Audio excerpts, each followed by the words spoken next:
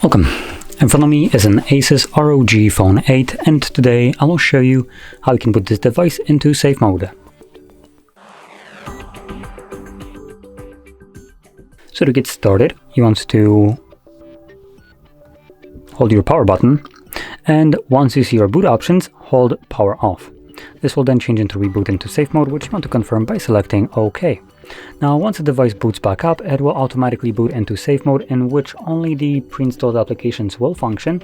So any third-party application that you've installed from Play Store or some other ways will temporarily be disabled. And that is designed so we can troubleshoot your device.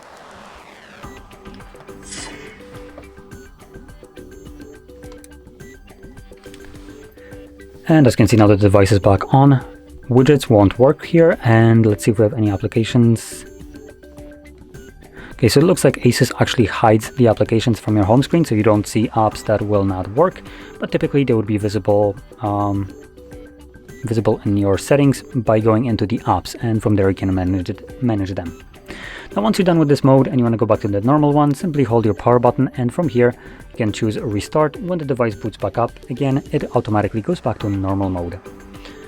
So with that being said, if you found this video helpful, don't forget to hit like, subscribe, and thanks for watching.